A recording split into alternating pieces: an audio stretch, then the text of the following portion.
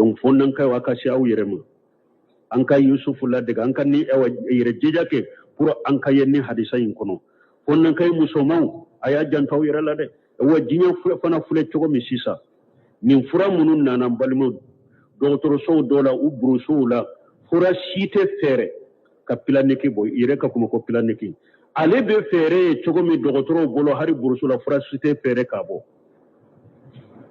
do tay ncebe kofe nta fe ka kono ta kofe ncebe teya ibe tilonkela ibe yalala nta fe ka den soro a kofe abe planiki ke do ba fonde abe yala ama che soro folo ewa planiki ka kala una beta docteur la fura be fere ba kala yala kila dedo planiki ka kala akana ta den soro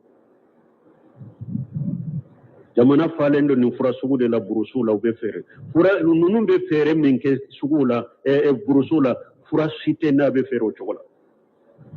kono chiya firaw planiki fura kana be chebe kofe bon kana ta den sura kofe ebi katilonkela den muso de nya kayala kacha donc ni planiki kana makala akana ta den sura planiki be kala sana ka che soro oba katilonkela la hawla wala quwwata illa billah ala kan kisala kantanga muso ko nyogona fitinate jiyan kono ciide nyenin fode ma tarakitu badi fitinata darra layga jali minan nisaa ako ale ma fitinatu ko fe mimbe ce toro kam muso bo ala kan nyumande wala ala kan nyumam wala de jankali mamuna wajuri kala uni munum be dina kola ala kan kisi kantanga de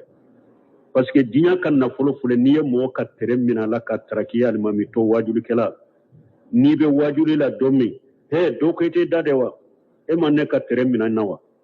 ne ka juru yerete ne ila ya sarawa do be se ka kanto jolido abe juru insara ibe continue ka wajuri la de men balima ala kan kisala kan tanga iti dadewa e de mamina karasa ka musola ibe wajuli bilade wala wajuli de be bilawo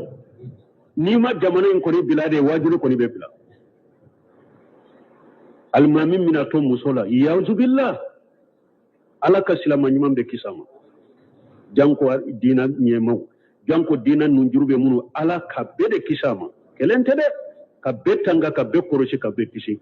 janko nimmina munu be jiya kono sisa yonin kele jiya beni ye tiya do wa galondo na tari